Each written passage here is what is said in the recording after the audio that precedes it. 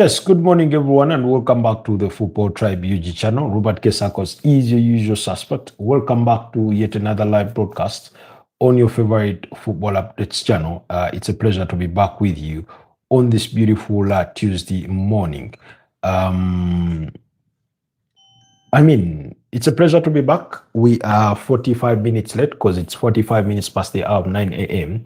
But it's because I was doing some other work. I was busy getting done with some other work that I ended up being late. But anyways, we are here nonetheless. This morning, we'll be talking about the managerial changes that promise to rage across Europe with a couple of teams looking to make managerial changes, Tottenham Hotspurs inclusive, that if they do survive relegation, but regardless of that, they will still need to change their head coach in Igor Tudor. Now, we spoke about this last night, and I have a feeling that the only thing delaying that sacking later from Tottenham Hotspurs is because Igor Tudor, unfortunately, lost his father over the weekend as they lost to Nottingham Forest by 3-0.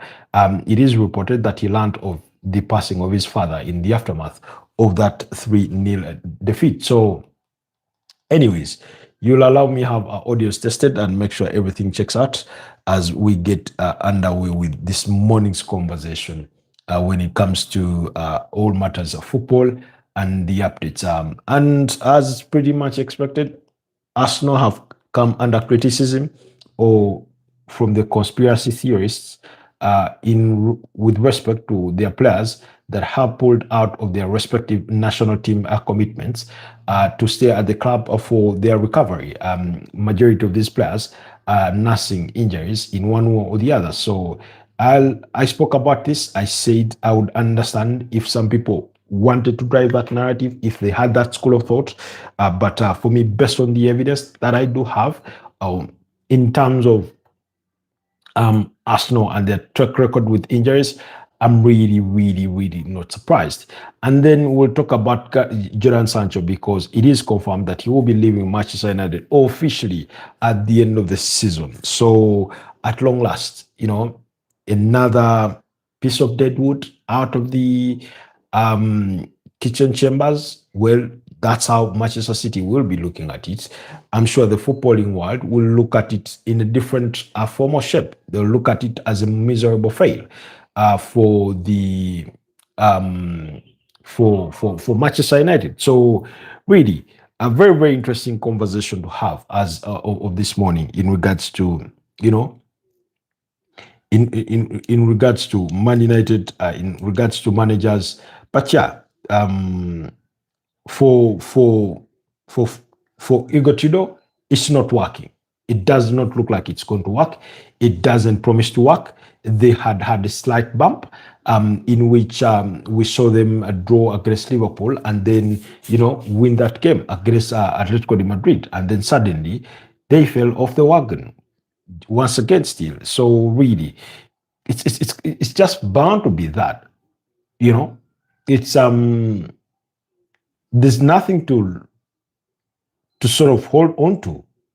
And I do not know if Tottenham Hotspur fans have come to terms with what the challenge is for them or the idea of relegation. Like I said last night, I do not think it has sunk in yet.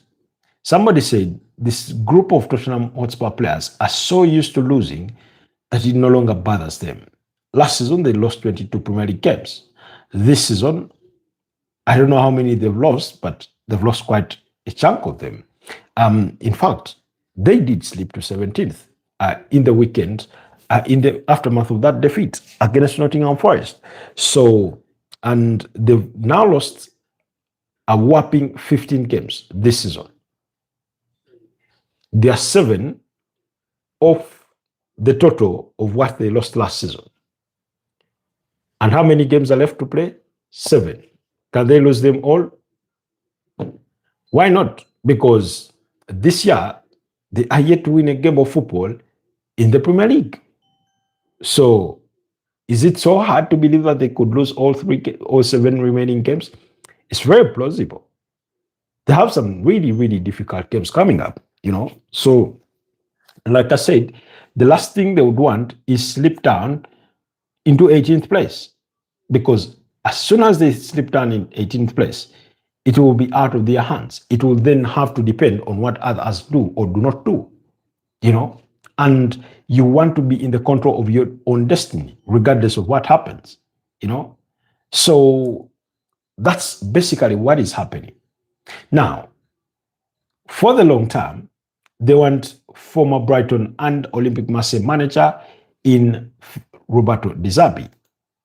Now, Roberto Zerbi, as a manager, is a good guy. He's very technically and tactically gifted. He's obsessed with the details of the game. He has a fair share of experience, having managed teams like Shakhtar Donetsk, Sassuolo, Benevento, Palmo, you know, and a couple of others. So we do remember him predominantly for his work at Brighton, you know, between 2022 and 2024, before he left the club to go to Olympic Marseille, where he spent a season and a half before, you know, his exit. And then, of course, he had done some tremendous work for the one season he spent at Shakhtar Donetsk and things like that. So that's where this desire comes in from. Now, really, they want Fabian Hurzeler to be their long-term manager. We've also learned that some senior figures are sort of have reservations about the possibility of the club reappointing Mauricio Pochettino. The two leading candidates for the Tottenham job going forward, if they can remain in the Premier League. I do not know if it is the requirement for the two leading candidates that they must remain in the Premier League, but we know it makes the job more enticing if they were to remain in the Premier League. Is Roberto Zerbi and Mauricio Pochettino. We know for a fact that Mauricio Pochettino has said it publicly that he would be open to a return to Tottenham Hotspur. He feels he has some unfinished business at the club. However, some senior figures at the club that have been unmentioned have reservations over Mauricio Pochettino. Perhaps they have learned certain life lessons that when you leave somebody, when you part ways with somebody in a relationship, you do not go back to your ex. That going back could be a recipe for disaster. Well, it could also be a recipe for success. They know you too well. They know your flaws. They know your good side. So you'd want to assume it becomes easy for them to settle in, to make adaptation easy for you, you know, and for themselves upon their return. That would be the school of thought. But regardless of what you think of it, the fact remains that, yeah, you're always going to bound to have those kinds of persons who say, yeah, we tried it. It was as good. It was as good as for as long as it lasted. But yeah, it ain't it. We're a long way past 2014, you know. So there's that school of thought. But Roberto Zerbi is the main target for the vacant, sorry, not vacant, but for the soon-to-be vacant managerial role. And this was earlier on broken by Ben Jacobs, who revealed while in an interview with the United Stand that Roberto Zerbi is the guy that is being looked at for that managerial job. And yesterday it was further reaffirmed by Fabrizio Romano, who said that Roberto Zerbi has always been a main candidate for Tottenham job in the summer if Spurs stay in the Premier League. You can see this, that big if Spurs remain in the Premier League. Top target, as always, reported since he left Olympic Marseille, with Pochettino another name on the shortlist. The question is, what's the other name on the shortlist other than those two? Of course, at the moment, we do not know who else is on that shortlist. But usually, when you're hunting for top candidates or to refill such a position, you ought to have more than two. You ought to keep your options open so that not to get surprised late on, you know, because you can't go through a series of interviews and think you have your options locked down, and suddenly something tips the scales out of your favor. You never know. A bigger club comes asking or comes calling. And we know for a fact that Manchester United have held interest in Roberto Zerbi. We know they've held long-term interest in Mauricio Pochettino. They interviewed him in the summer of 2024. So, I mean, as much as the history is there for Pochettino with Tottenham Hotspurs, if Man United came calling, United would be a bigger job. It would be an upgrade for his CV, And so would it be for Zerbi, So there's that. So there's going to be lots of teams that are looking for managers. We do not know what's happening with Liverpool. We're not sure, but we would not rule out an exit of Anna Slot at the end of the season. Pedri Bola says Arsenal lose pro. Yeah, they did lose. That's a statement of fact. It's something we did digest actually in 3 different videos. There's a video on the channel explaining how Mikel Arteta's Kepa decision backfired. We did 2 lives about it, one of which we spent about 45 minutes or so discussing that defeat, and then subsequently in another for which we spent on about 30 minutes. But thank you so much, Pedri Bola, for choosing to be part of us this morning. Raymond Kangumba says, hi, Tudor should be sacked from Tottenham Hotspurs and Zerbi appointed as the manager for Tottenham Hotspurs. That's from Raymond Kangumba, the Newcastle fan. Thank you so much, Raymond.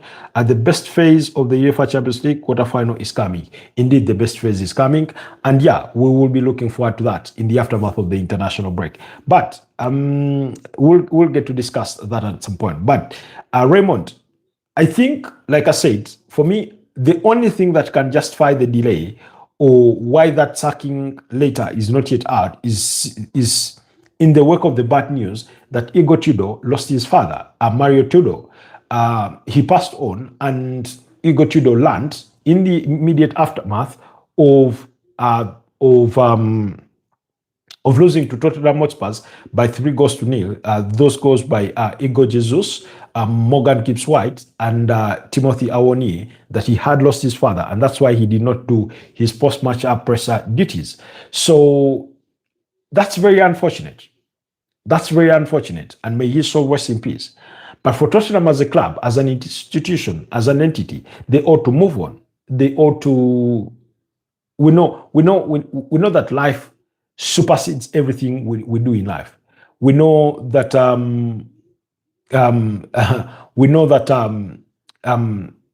everything we do becomes trivial to life. For example, as much as I love this that I do every single day, life is more important. That if it was a matter of life and death, I'd put this to a pause and tend to whatever is threatening life. So in this particular case, the passing of Igor Tudor's father has held Tottenham Hotspur's back.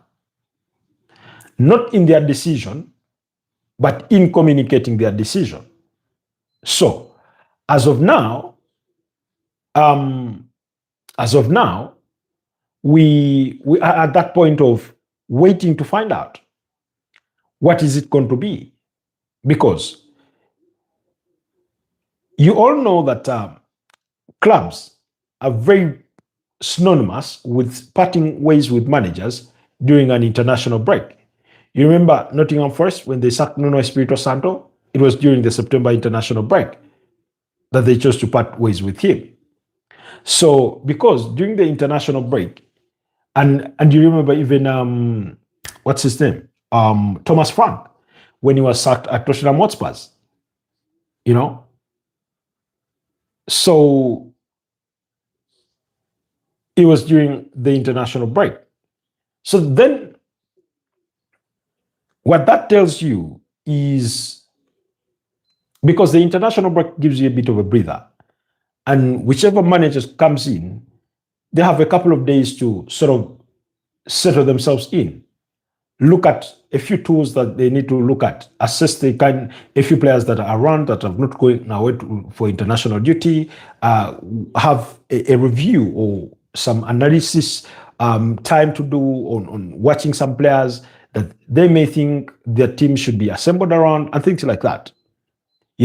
So it is the international break, the first of this year. Of course, certainly not the last. But so if you're Tottenham Hotspurs and you're looking to bring in whoever you may want to bring in to save your team from relegation, then this is the time to do it. If it is their view that they are going to stick with Igor Tudor, that's that. It's not what we would want to see. It's not our recommendation. It's not our view. Now, I never wish for anybody to lose their job. But unfortunately for managers, whenever it's not going right, they are the ones that must lose their jobs. Because institutions know, or clubs know, that it's easier to part ways with a manager and his coaching staff, maybe a team of 4 to 6 people, than it is to flip an entire squad. In other words, and at this point in the season, flipping the entire squad is also impossible because we're not even in the transfer window. Yesterday, I was thinking on it and I said, do you think there will be ever a club in history that says, we have a very good manager and we trust what he wants to do? Let's get rid of every single player that he doesn't want or that does not believe in him and bring in new players. Do you think that will ever be done? Because that's more costly than the other decision. So, in this particular case, you have a manager in Igor Tudor who has come into the club and it's not working. He's managed the club through 7 games. They've lost 5, they've won 1 and drawn 1. The draw against Liverpool, the victory against Atletico de Madrid, losses to Nottingham Forest, Fulham, Crystal Palace, Arsenal, and Atletico de Madrid in the UEFA Champions League. So they are 1 point above the relegation zone. And West Ham, on match day 32, are going to be playing at home against Wolverhampton Wanderers, which, by the way, is a must-win fixture for Nuno Espirito Santo, because I do not think you're going to get an easier opponent than Wolverhampton Wanderers. And West Ham must be seeking revenge in that very fixture because it is the West Ham that Wolves beat for them to register their first victory of this season. You remember that 3-0 thumping by Wolves at Molineux. Now, if West Ham go ahead and win that game, that's a big if. And then Tottenham Hotspur were to lose away to the Stadium of Light, because on match day 32, Tottenham Hotspurs are going to be playing away to Sunderland, then that means that West Ham would move above Tottenham in 17th place and Tottenham fall into 18th place. And that's what I said, that for now, their destiny is in their own hands. As soon as they slip into 18th place, then it goes out of their hands. Because essentially what that implies is that you have to rely on both your strength, but also in prayer on the weaknesses or the flaws of your relegation candidates or opponents for you to stay up. In other words, really you'll be fighting tooth and nail to win your remaining games. You'll be hoping that those above you in West Ham, Nottingham Forest, or anybody else, the Leeds United, etc., do falter, that you can go past them, that they can slip and you go past them again. That's losing your destiny. For now, it is still well within their control. Tim Sherwood, who managed them in 2013-2014, is adamant that if given the job, he would be able to help Tottenham survive relegation. I mean, he's confident of his abilities. He thinks that those players need motivation. And it is true they need the motivation because they've not played with confidence in a while. You know, a manager's coming, and I said this about him, that he walked in through those doors, and as soon as it did not go his way, the first thing he did was attack his own players publicly. You cannot do that. Now, what does he do over the weekend? He had Xavi Simons play his best ever game in a Tottenham jersey against Atletico de Madrid. And what did he do? He dropped him for the subsequent game against Nottingham Forest and opted to play Pedro Porro in his position. And you're thinking to yourself, how delusional must he be? Unless Xavi Simons had an injury issue that he sat him out, there's no justification whatsoever for sitting him out. He's just had the best game you'll ever watch him play in a Tottenham kit, and then you drop him. Then Rando Colomwani, who equally had a good game against Atletico de Madrid, is also dropped for Solanke. Now, I hold nothing against Dominic Solanke, but you want to keep the momentum, you want to keep the rhythm of the players that have had it. You know, get them on there. Let them play the first hour, the first 70 minutes. And if it's not going as good as you hope for, then that's when you bring in your changes. But give those players momentum. It's like how you're more encouraged to place a bet if you win than if you lose.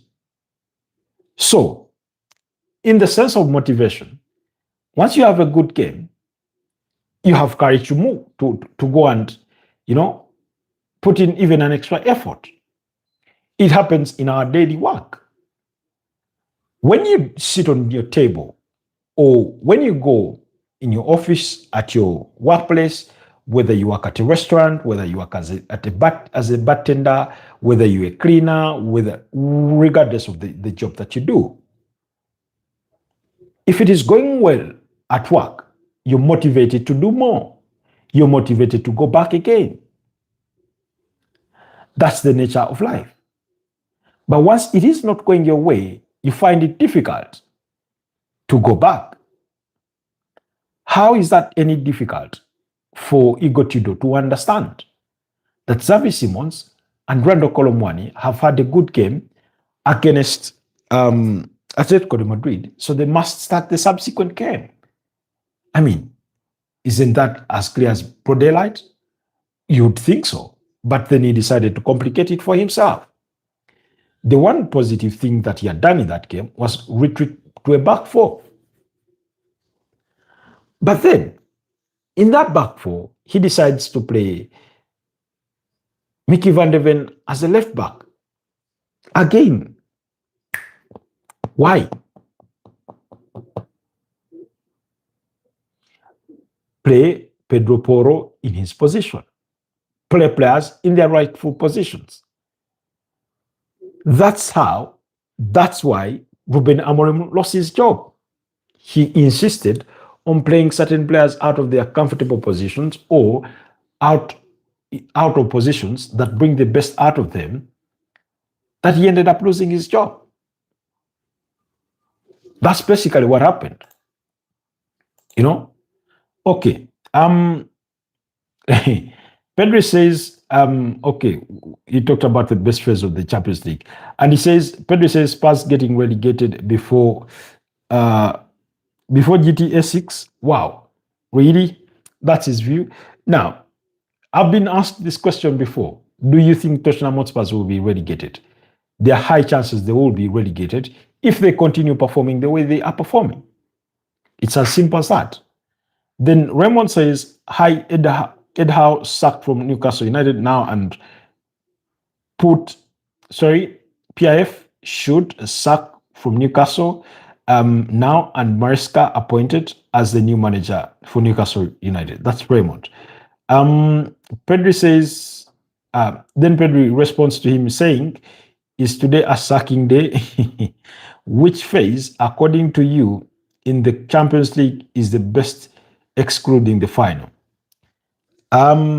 Okay. Let me turn to that comment before I revert back to Raymond. The best phase of the UEFA Champions League, every phase of the UEFA Champions League is good in its own right. It's interesting. Now, every phase is beautiful and brilliant for as long as your team are still in it. As soon as your team goes out of it, as soon as your team goes out of it, you're done and dusted.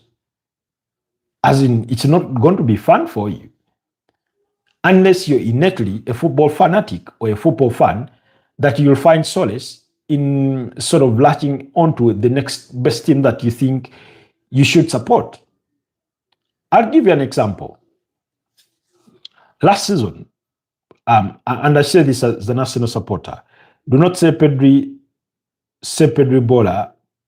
I am the only Pedri here.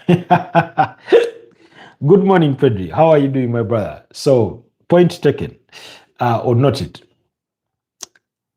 When Arsenal crashed out of the UEFA Champions League, which was at the semi-finals, unfortunately, at the hands of PSG, and we were left with Inter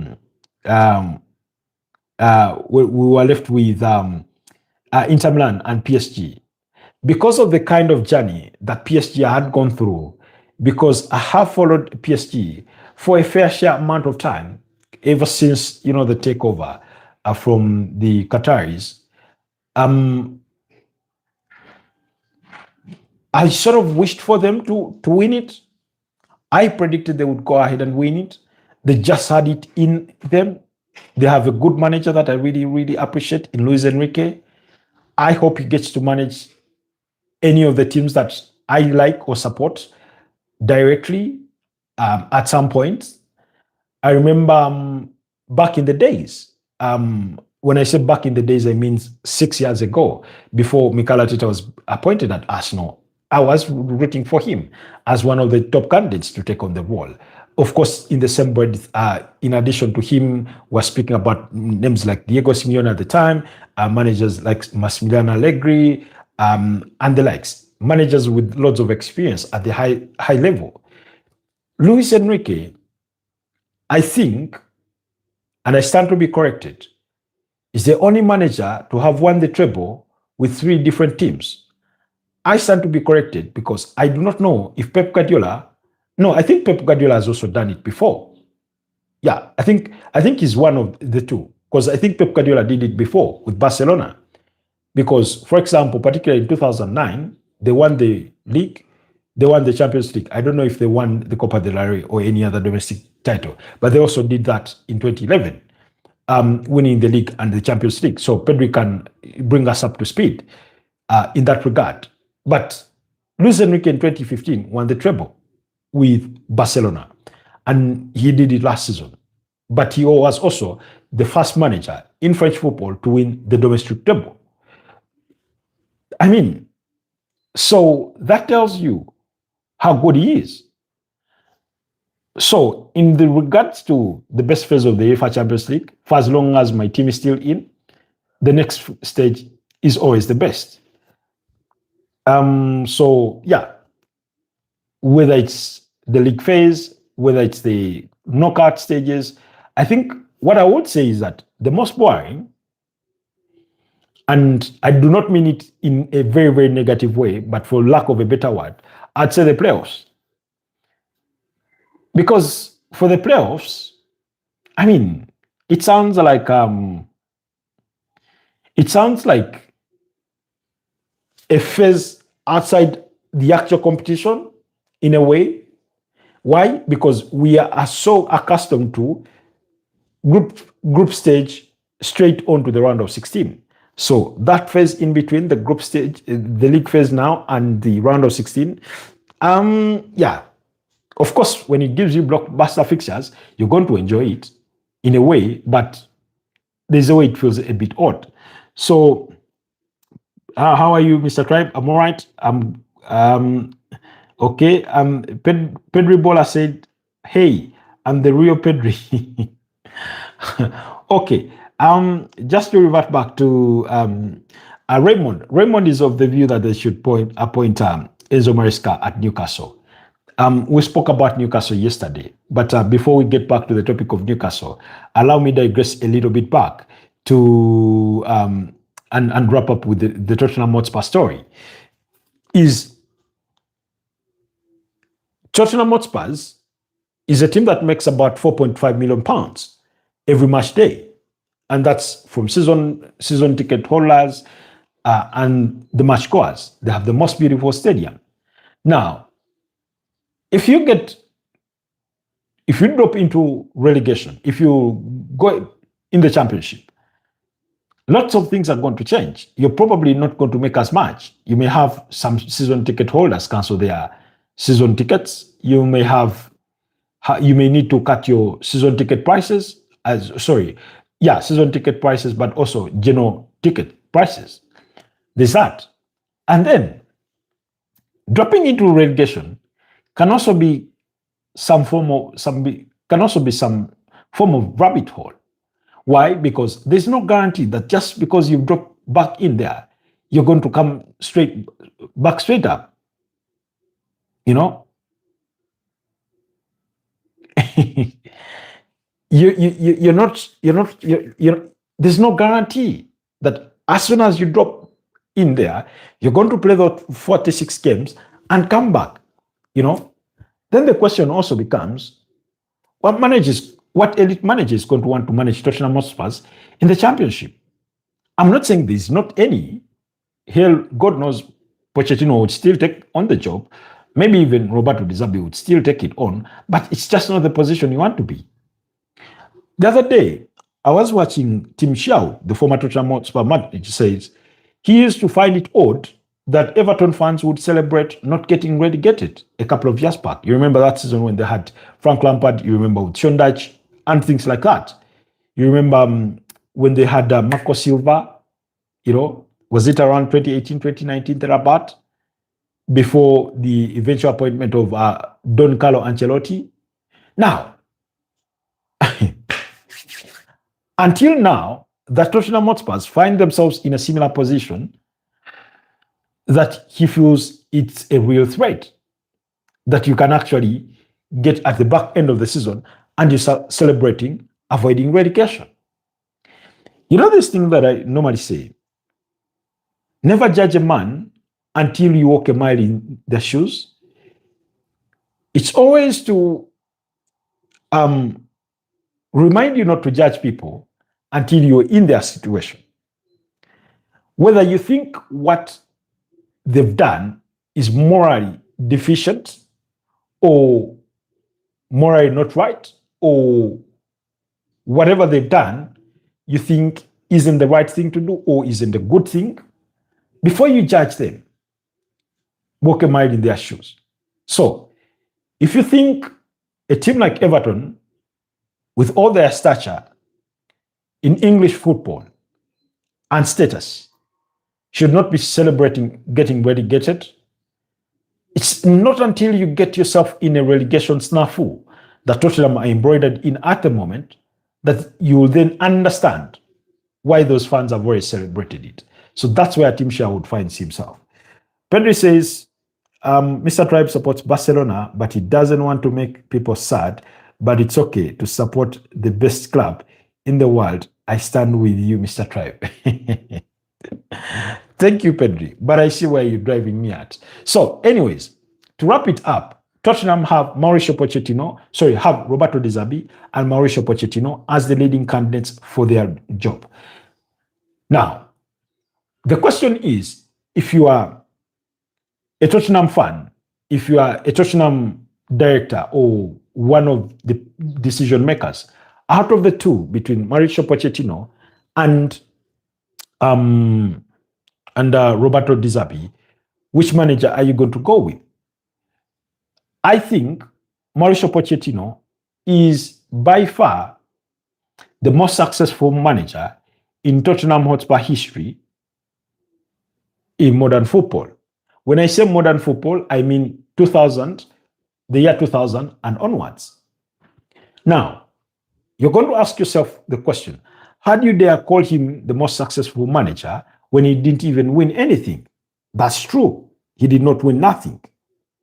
So But the team that he built them, the kind of profile that he left for them, that there came a period of time in 21 years, 18 times of which they were artists playing in Europe. A lot of that had to do with the efforts of Mauricio Pochettino, and by the extension of the other managers. Of course, Harry Redknapp had done his fair duties back in between 2008 and 2012, before being succeeded by Andrea Villas-Boas, who eventually left the club, and then Tim Schaut, and then Mauricio Pochettino, 2014 to 2019. With Mauricio Pochettino, I think you go back to, is it 2017, 2018? No, that's not the season. It's actually 2016, 2017, when Chelsea won the Premier League title. Tottenham Hotspur that season finished second on the Premier League log with 86 points. They challenged for the Premier League title. They missed it by 7 points because, Chelsea were miles better that season. Now, in addition to that, 2 years later, he guided them to the finals of the UEFA Champions League. And that was the 2018-19 season, for which they lost to Liverpool in the final. But they also still managed to finish in the top four. They finished fourth with 71 points, 1 point above Arsenal. For those of you that remember, that was Arsenal's Unai Emery. So he did tremendously well. So in other words, in Mauricio Pochettino, that's the angel you know. In Roberto Zerbi, is the devil you don't. Sorry. In Mauricio Pochettino, is the devil you know. In Roberto Zerbi, is the angel you don't. You know that cliche of a saying that the devil you know is better than the angel you don't know? There's that cliche. I do not mean to pass judgment and say that therefore they are better off appointing Pochettino over Zerbi. No. It's up to them to decide where they would slice it. If I were them, would I go for Mauricio Pochettino or would I go for Roberto Zerbi? It's a very difficult question to answer. And it's a very difficult choice to make. Because like I said, Pochettino knows the club in and out. He knows their strengths and weaknesses. He knows their shortcomings. He knows everything that there is. Roberto Zerbi, on the other side, you have a very good manager who is very, tactically obsessed. He's very good also as well. But he can also be a bit of a hothead because we've seen him get into feisty situations with his players in terms of fights and all, So there's plenty of that.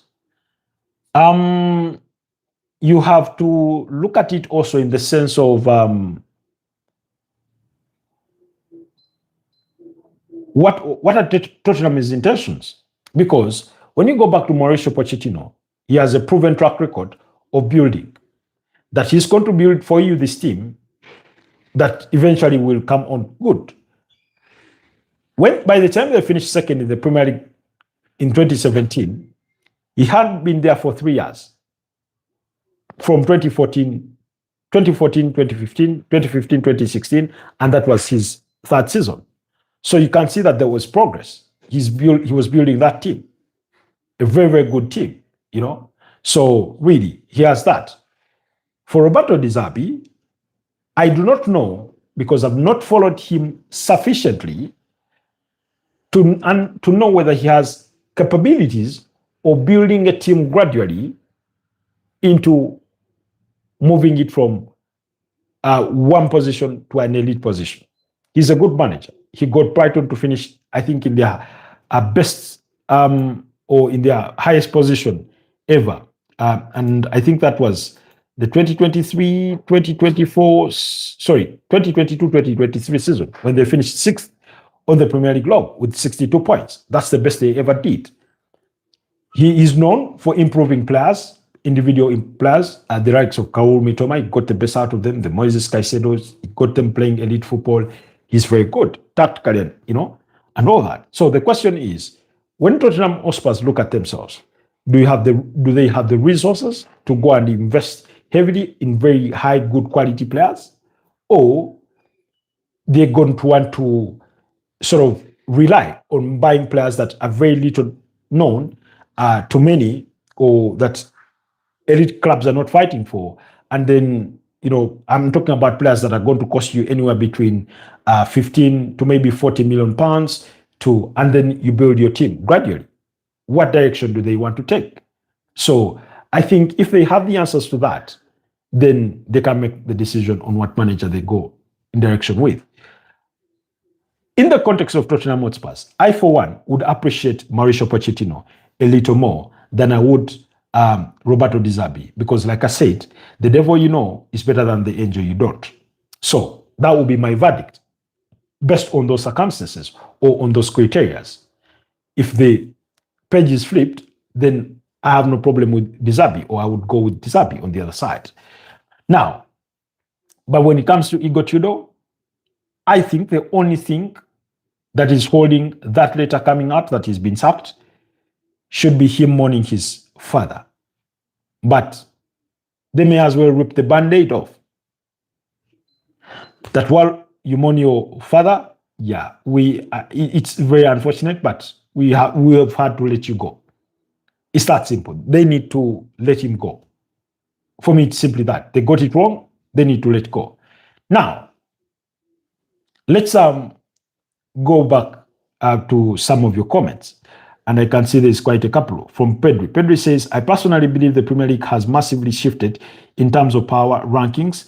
The spending is so similar, like you see, Bournemouth securing Evan Nilsson, a UEFA Champions League proven player in 2024, like Burnley, as well, Kyle Walker, UEFA Champions League winner, Florentino, UEFA Champions League proven player with Benfica, Crystal Palace with Yeremy Pino, ×2, Europa League winner, Brighton with Pascal Gropp, UEFA Champions League finalist. You say Newcastle fighting relegation in 2020-2021, played UEFA Champions League football 2 years later.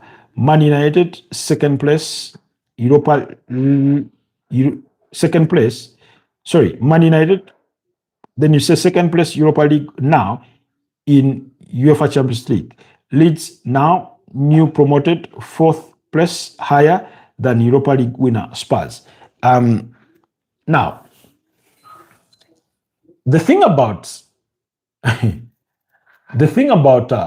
spending in the Premier League, it's all good. It's all part of building the brand. Let me use this example, Pedri. You see how celebrities or artists or these movie stars and whoever qualifies for celebrity, they'll spend on their fashion, they'll spend on their brand, because they'll spend money to do things that keep their brand in the media, or their brand as strong, because then it gives them bargaining power. But sometimes that will come at an expense of something. So there's this example that I've constantly had. I've not lived it because I'm not a celebrity. That sometimes celebrities are broke. They're broke, but they can still afford expensive clothes. You know why? Because even when you're broke, but you're a celebrity, if you're going to have bargaining power, you need to keep up appearances. You need to show that you're still on the block. Otherwise, the world will quickly forget you. And oftentimes, those with record deals from these gigantic record labels, they have record labels taking care of that side of things. They'll take care of your photo shoots, your clothes, your fancy car that you drive, to maintain your brand. as an elite brand or as a good brand, an associable brand. But when it comes to your bank account, it could be empty. It could be only a few thousands of dollars rich. And you know, and you know what that means. So similarly to the Premier League, as Sinobono says, "How are you, bro? I already found the dye brand to be used. If I'm dyeing my hair, at least it looks cool." For those of you that are wondering what Sinobono is trying to say, Sinobono is a Chelsea fan who made a bet with his brothers or cousins that if Arsenal win the Premier League title, he would dye his hair red. So that's what he's alluding to. Well, Sinobono, hold on, dearly. Arsenal have not yet won it. There's still a chance that Man City upset them. But that's a whole different conversation. Back to you, Pedri. So you have that Premier League clubs are spending on the right players, but it has come almost at the expense of technically good football. That you may be spending millions of money on your team to assemble it, but they're not playing football that is good enough. It's not elite football. I'll give you an example. Resource-wise, when you compare the squads, Nottingham Forest have a more expensive, big and better squad than Villarreal, who are third in the Spanish La Liga. But if those two sides went toe-to-toe, Villarreal may come out on top because they just play better football. So, really, that's how I would want to look at it. Okay, now quickly, let's run back to the comment from Raymond Kangumba, who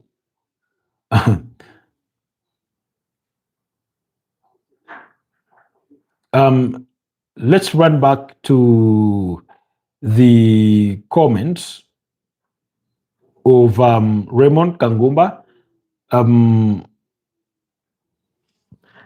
who is of the view that they should part ways with Ed Howe and appoint Enzo Maresca. First of all, I'm one of those who does respect Enzo Maresca for what he is. Pedri, I'm inclined to agree with you on that one. But so Raymond, like I said yesterday, or I have said over time, that there was bound to come a point where the Newcastle project outgrew Ed Howe. It's just something that English football players, as is with their managers, have. There's a key fact that most people forget, that I think there's only been one English manager that has won the Premier League ever since '92. And I stand to be corrected, that's Ken Dalglish with Blackburn in '95. So, when it comes to the managerial prowess, it feels like it has a ceiling to it. Look at Harry Redknapp. Look at Roy Hodgson, who guided Fulham to the 2010 UEFA Europa League finals before they lost to Atletico de Madrid. That Atletico de Madrid of Radamel Falcao, Garcia Zarate. No, actually, it wasn't Radamel Falcao. It was Diego Forlan Coranzo. So it feels like they have a ceiling about their prowesses. Ed Howe in that bracket. Look at the Scott Parkers. Look at Steven Gerrard. Look at Frank Lampard. Look at Gary Southgate. It almost feels like they rise up and then hit that ceiling and it's done for them. Once in a while, they'll pick up on some cup competitions here and there. But most of the managers are not. They're not about it. So I always held the thought that at one point, with the incoming of the Saudis, it's going to feel a little bit like how it was for Manchester City. Remember when the Qataris took over Manchester City? Mark Hughes was in charge. And soon they part ways with Mark Hughes and brought in Roberto Mancini, who helped build that project until they won the league title in 2012. So for Newcastle, they must come to a realization that, yeah, Ed Howe has made us good. That when he walked through the doors,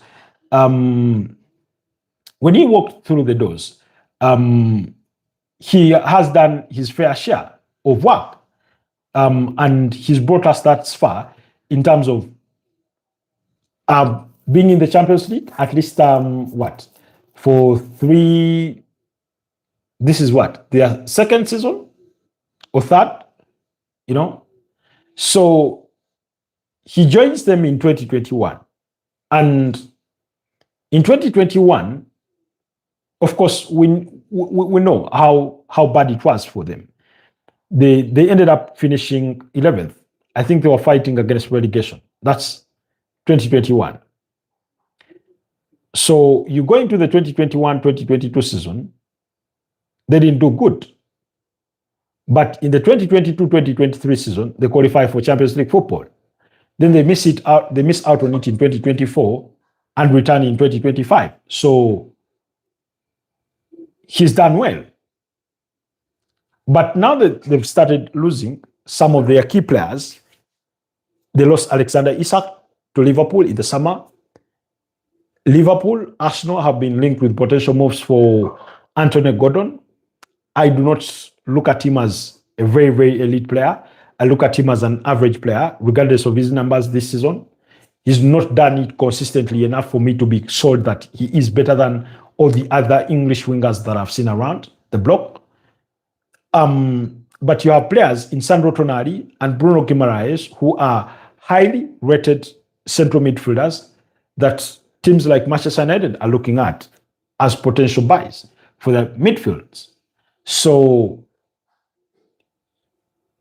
sooner or later, once you have these elite players starting to leave, you open a can of worms. Even those upcoming youngsters that are good, the likes of Lewis Hall, are going to be eventually targeted. We know that Manchester City hold interest in Tino Livramento, the right back. So really, as a project, once they start poking out your best players, it becomes difficult for you to progress from one stage to another. But also, this season, the underperformance of Ed Howe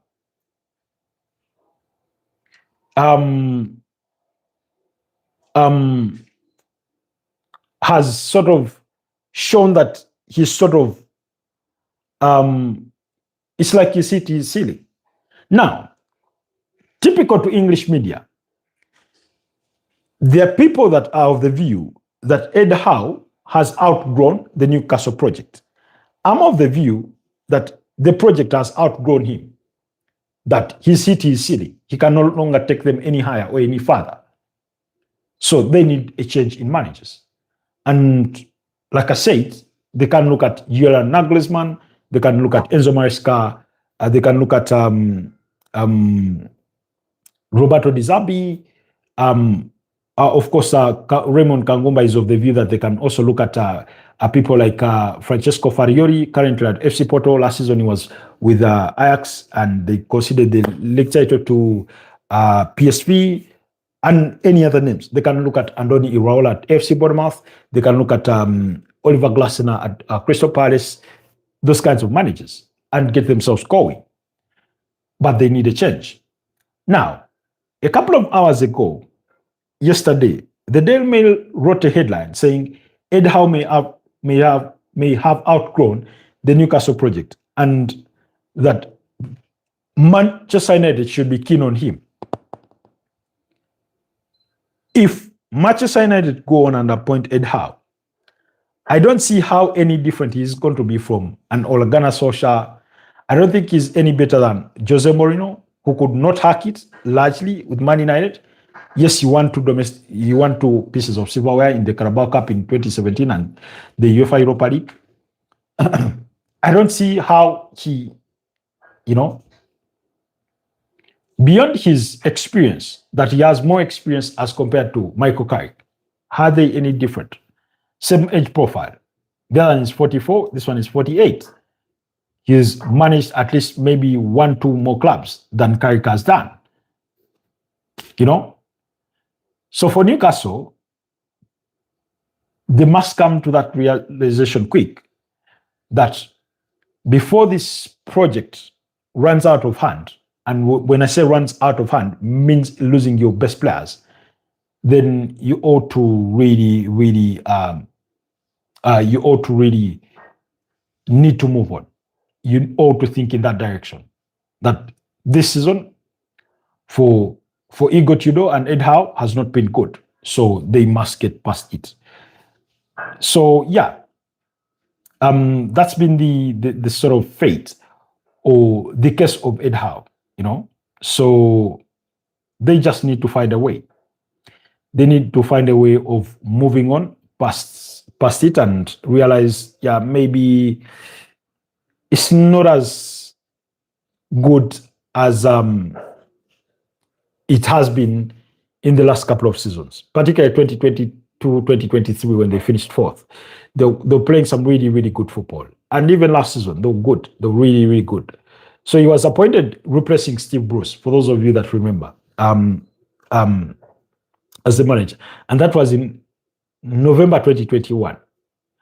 So he saw them through the 2021-2022 season. And yes, they were under the threat of relegation, but they managed to survive that. They finished 11th. And it's in the subsequent, when you look at their results in the subsequent season, which is 2022-2023, they came and finished as high as fourth with 71 points. And then they qualified for Champions League. Now, the subsequent season, which was 2023-2024, they missed out on Champions League football because they failed to balance that out, but still finished 7th with 60 points, which wasn't bad. Now, last season, they woke up again and finished 5th. So you can see that the best is had them finish is 4th. But last season was an improvement on the season prior. This season round, there's no improvement. It's total decline. So that's where I say I think the project has outgrown him. Okay, let's move on from Newcastle. I hope Raymond have responded to your earlier comments there in that regard. Okay, quickly, let me go back to some of Pedro's comments. About supporting Barcelona, that's not true. I do appreciate Barcelona, a great number of Barcelona players. Like I've said before on this forum, the best football player that I have had the chance to watch was Ronaldinho Gaucho, and he happened to have played for Barcelona. Hell, I wished he had played for my Arsenal team or at least Real Madrid, but, you know. So because of that context, I've appreciated a good number of Barcelona players. You know, you look at Lamine Yamal. How do you like football and not like Lamine Yamal? How do you like football and not like Lionel Messi? Not forget the comparisons of Messi, Ronaldo, who is better, blah, blah, blah. No, forget that. But just as a football player, how do you not appreciate that talent? And things like that. So that's where I sit, even though I'm a Real Madrid fan. So, okay. And the bad thing about Barcelona is they're leading the La Liga table. And Real Madrid are not going to win La Liga, at least from the look of things. But Pedro and I were here at the start of the season and we made our predictions. And I remember my prediction was that Barcelona will reclaim it. And then I predicted Atletico de Madrid would finish second and my Real Madrid third. Unfortunately, Atletico de Madrid, I think Diego Simeone must look himself in the mirror. By the way, speaking of Diego Simeone and Real Madrid, the other day or yesterday, Jurgen Klopp came out to quash any rumors linking him with a potential move to Real Madrid and Atletico de Madrid. He said he had not spoken to any of them or had not received a call from any of them or through his agents. It got me thinking, by the way, and this is for competition's sake. Pedri, would you imagine if Jurgen Klopp went to Atletico de Madrid? Would you imagine? I think that would be very, very interesting. And if I were a boss at Atletico de Madrid, I'll be thinking to myself, making a call to Jurgen Klopp and I say, look here, mate, I don't know how, are you ready to get back into coaching? And we have a conversation. If it's a yes, or I'd say, within a year, in other words, not that Atletico Madrid owe him anything, but say, how do you see if you come and take over? Because I think coming on close on to 15 years, ever since Diego Simeone took over, I think, yeah, it's about time. It's about time that they freshen up things at the top.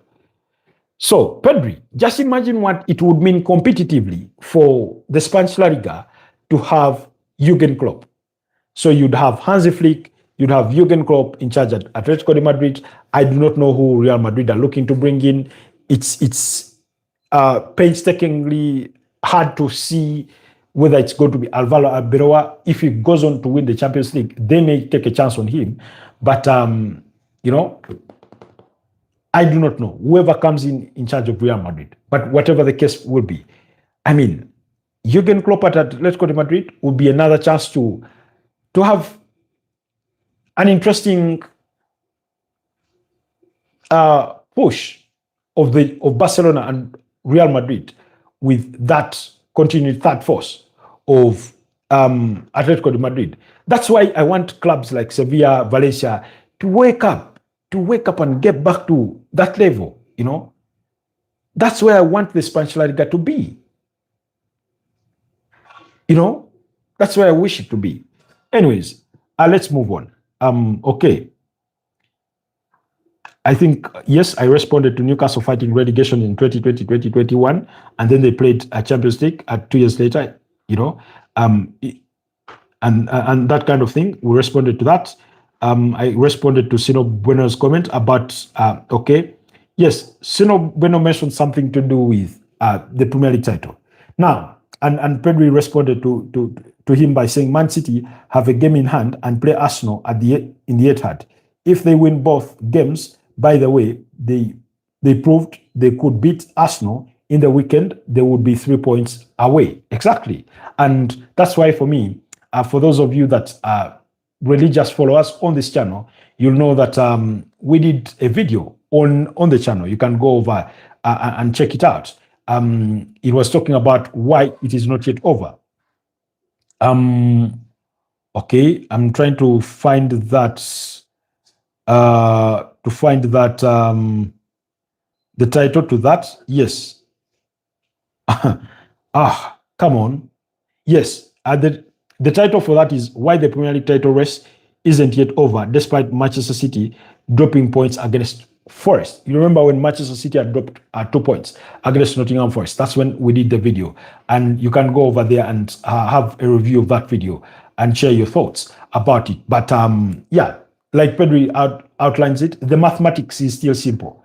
Because given how this season has gone, or in terms of trajectory, it's not alien that Arsenal can drop points. Just the same way Manchester City have dropped points in the last 2 games against West Ham and Nottingham Forest.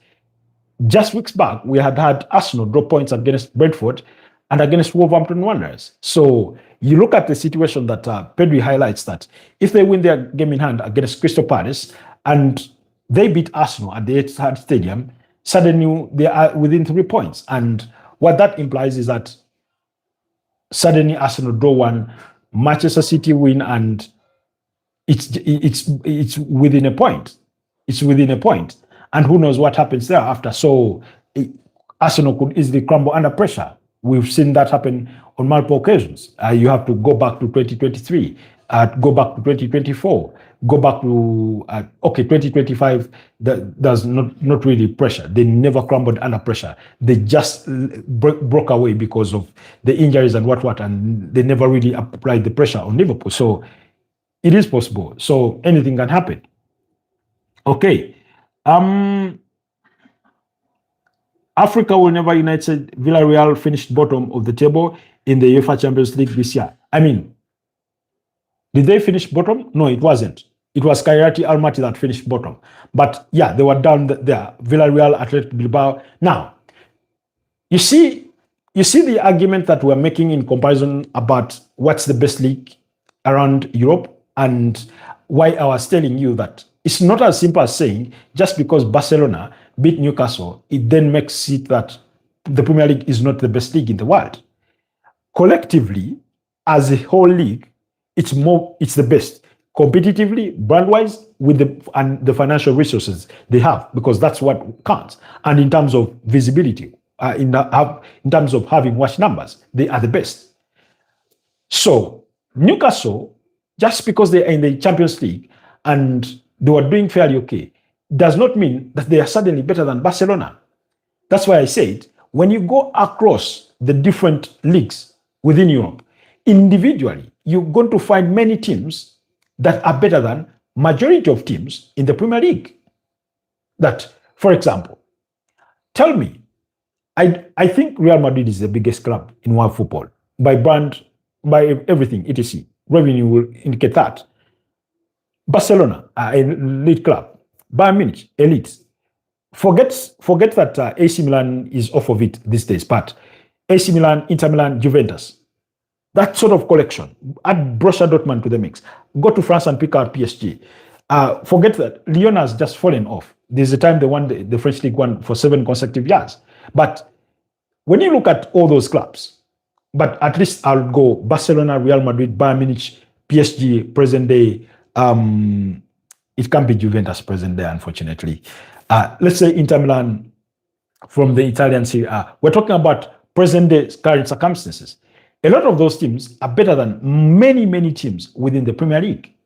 And that if you brought them in the Premier League, they would compete favorably than maybe, let's say, 17 or 16 of the other Premier League teams. That's what it essentially means. So, if you want to use the yardstick of Barcelona obliterating Newcastle or PSG obliterating Chelsea to say, yeah, the Premier League is not the best league in football, then you must come back and think to yourself that if you want to frame it that, let's say you want to make the argument that La Liga is the best, then how come that 2 of their Champions League competing sides finished at the foot of the Champions League league phase table? So, and look at it in that way, So that for me would give you a better argument or picture. Then Pedri says, by the way, because of his 10 goals in the UEFA Champions League, people think he's so world class. Let me inform you that 5 of Gordon's 10 goals came against Karabakh. Yep, Karabakh. Now, I mean, Pedri, but let me tell you, again, this is what I said. There appears to be a ceiling about English players. First of all, is there an English player that has won the Ballon d'Or? Not that I recall, but I don't think any has won. The likes of Frank Lampard came close. I think they came close, but they still did not win it. Now, like I said, with their managers, it's the same with the players.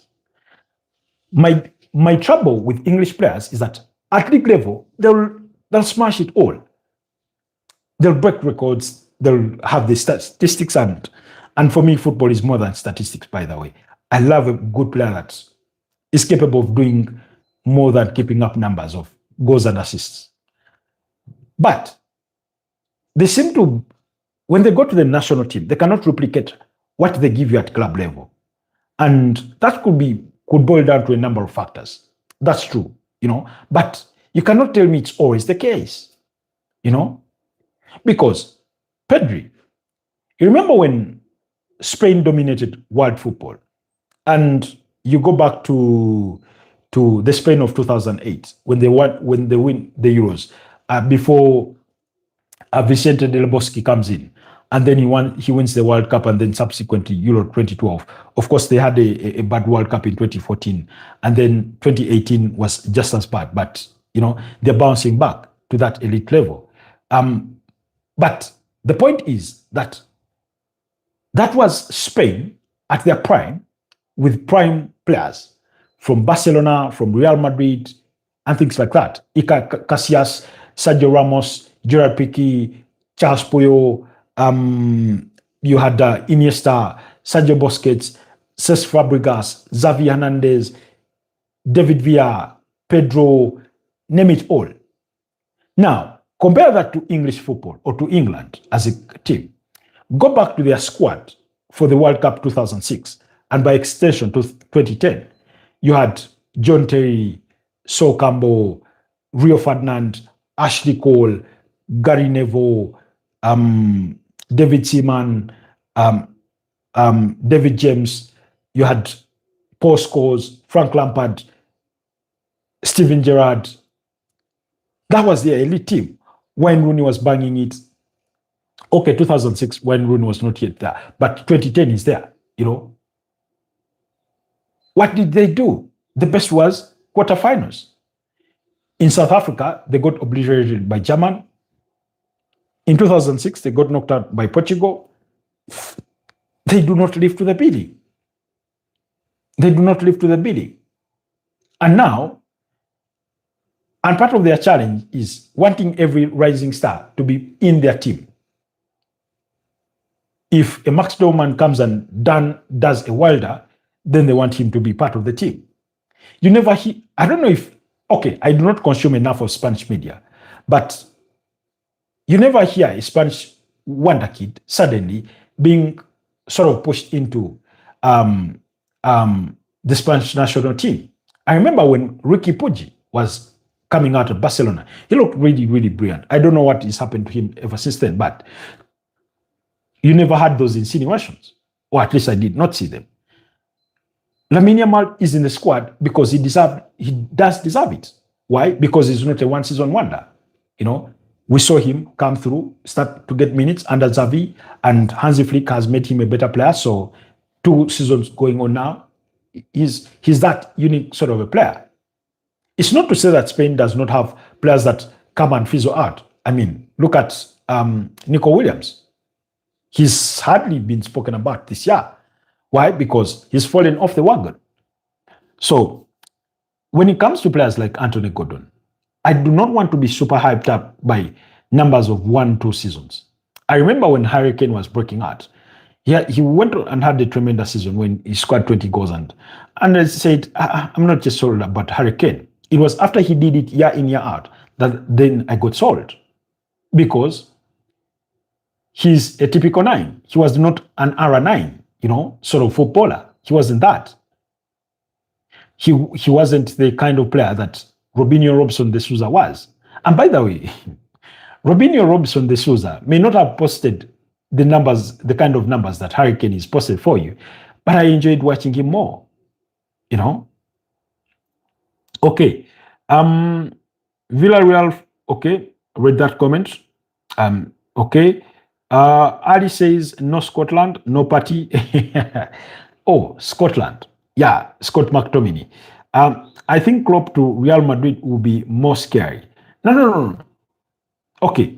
An El Clasico between Barcelona and Real Madrid, and then an inner German Clasico between Hans-Dieter Flick and Jurgen Klopp. It will be interesting. Klopp to Atletico would certainly make Atletico more fun team to watch. Now, I understand when you bring it in the context of the El Clasico, but for me, Real Madrid, regardless of who is going to manage them, are always going to be that elite team that compete with Barcelona. It's always a 2-horse race, basically, oftentimes, or more often than not. So, in bringing a manager like Jurgen Klopp to a team like Atletico de Madrid, you would sort of you want that third force. You know, you want that reincarnation of Atletico de Madrid of 2014, but in a different version of playing football. That reincarnation of Atletico de Madrid of 2021 that won the Spanish La Liga. So that's what I'm talking about. I'm talking about having more teams competing favorably or really strongly within the league. You know, that sort of competition. So that's what I want, that third force you get to. For us to get to a point where you have 8-7 games left to play And you're thinking, it's not just about Barcelona and Real Madrid. Atletico are still in it. And, that kind of thing. Italy have had it in the last couple of years, where Napoli, Inter Milan, and what was the other third team? It doesn't happen as often, but you've had that bit of situation where it's close, and it's open. For example, in the Premier League, when you go back to the 2023-2024 season, when Manchester City eventually win it, Liverpool were not so far behind, because when Arsenal finished with 89 points, Liverpool finished with 83 points. They're about, So that's what I want, that third force, because Jurgen Klopp going to Real Madrid would be the obvious, would sort of be the obvious that it's going to again be Hansi Flick versus Klopp, two German managers, Barcelona, Real Madrid. That's why I want, in addition to those three, for Valencia and Sevilla to wake up again and come back in those competitive positions. Let Villarreal also stay within that sort of mix. Let it be a bit close. Let it not be so obvious or a bit of a given. You know what bores me about the Bundesliga is the season before a ball is kicked, we know Bayern Munich is going to win it, unless a miracle, which doesn't happen very often, like it did in 2024 that Bayer Leverkusen won it, like in 2011 and 2012. Was it 2011 and 2012 or 2012 and 2013? Maybe thereabout, that Borussia Dortmund won it. Those were the outliers. And then you go back to Stuttgart, to Wolfsburg, things like that. So that's what I was alluding to. Okay, Bilbao and Villarreal both care about the league more. That's why they didn't do well in the UEFA Champions League. They could easily requalify. Now, I understand that, but Bilbao overall have not had a very good season, and that's why you have Ernesto Valverde stepping down at the end of the season, and they're looking at Tadzik, yes, the former Borussia Dortmund manager, as a potential replacement, and then in addition to Tadzik, to Edin Tadzik. They are looking also, they've considered Bournemouth's Andoni Iraola, but they've not had a good season all round. The 2012 losing finalists, because they lost to Atletico de Madrid in the UEFA Europa League. But again, the reason as to why they may be competing that way, that they do not prioritize the Champions League, because usually it's within the strength of the squad that you have. You must be cognizant of that. You must acknowledge that when you assess your team, you're thinking to yourself, okay, what are the chances that we win this thing? Champions League. The odds would be, let's say, 1 to 99, to be fair. And then you assess yourself that, but if we do well in the league, the chances of coming back at this stage are higher. So in other words, you have more than a 30% chance of requalifying for the Champions League than the chances of you winning it. And mere participation at the group stage or the league phase, you have about 25 million euros, or anywhere between 18 and 25 million euros that you're going to get in your coffers. So you sometimes clubs weigh that. Take the example of last season, when Tottenham Hotspurs were struggling with all those injuries. Ange Postecoglou came to the realization, look, I cannot compete favorably in the league and finish in a better position than finishing 17th, but if I concentrate all my energies in winning the Europa League, I really, really have a bigger chance. And he went on and won the Europa League, and just look at his game approach for that. Then you also conclude by saying, oh yeah, you're saying you want to see a third big competitor. Oh, okay, yes. So that's the objective. That's what I would want to see. I want, and this is in comparison to the Premier League. Now, of course, even the Premier League has its gaps. I'll give you an example.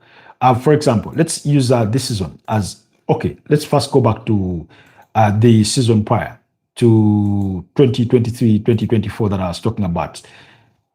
Liverpool finished at 82 points. Guess what? Arne Slot added only 2 points for them to win the league title. But you can see that the top three, Man City, 2 points ahead of Arsenal, 7 points ahead of Liverpool. But then the gap between Liverpool in third place and fourth place was humongous because Aston Villa had 68 points. And that's what? Let me see. Let me try and do the quick math here so that we can get to the bottom of this. 82 minus 68. That's 14 points more than the fourth place team. So you can see that the gap there was big. But then when you look at Aston Villa in fourth place and Tottenham in fifth place, the difference was only 2 points. And then the difference between Chelsea in sixth place and Tottenham Hotspur in fifth place was 5 points. And then the difference between Chelsea in sixth place and Newcastle in seventh place was only 3 points. And then Manchester United had also 60 points in eighth place.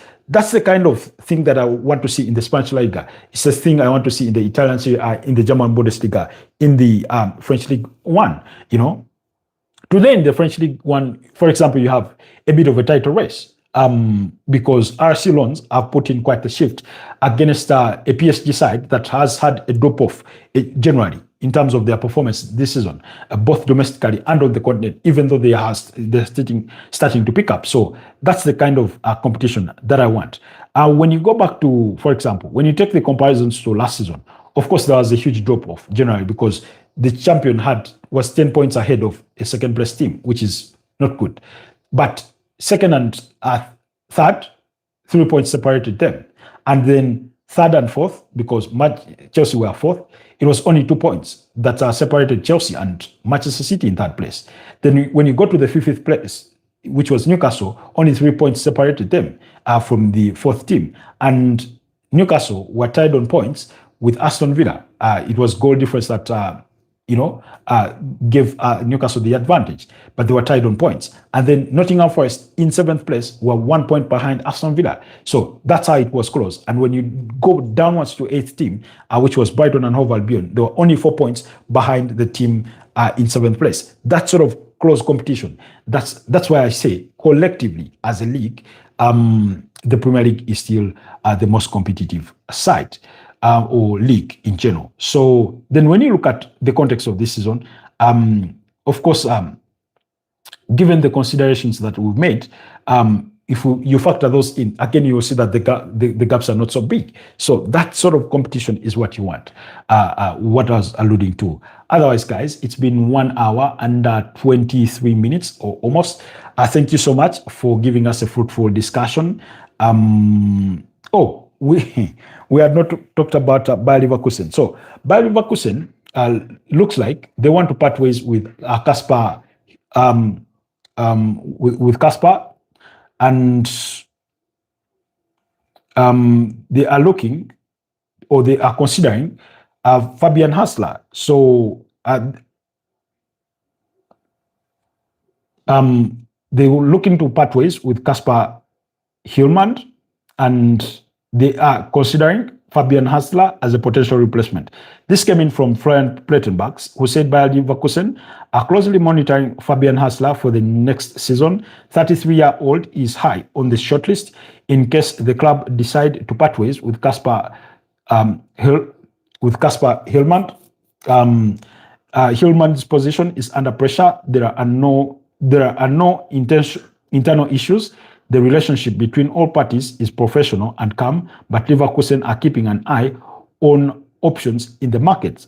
So a fresh start in the summer is very, very possible. So you have that bit of a situation with the managerial situation at Bayer Leverkusen. So that's the last bit that I wanted to add. You remember the season started with them sacking Erik ten Hag after only 2 games in charge of the Bundesliga. So it's come down to that. So, guys, why don't you allow me wrap it up here? And before I wrap it up here, I want to say thank you so much, Pedri.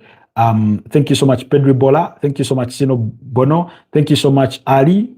Thank you so much, Africa Will Never Unite. Thank you so much, Raymond Kangumba, and every single one of you for always chipping in. Thank you for keeping me company. Thank you for your submissions. Those that like the broadcast, those that did like, It's always a pleasure. For those of you that have recently subscribed to the channel, please do not just stop at subscribing. Please go on and watch our content. Please go under the video section, watch that content. Under the short section, watch all that content. We'll be looking to do more videos. I have some homework to accomplish so that there's some content that I want to shoot for you guys and deliver it on the channel. Yeah, thank you so much.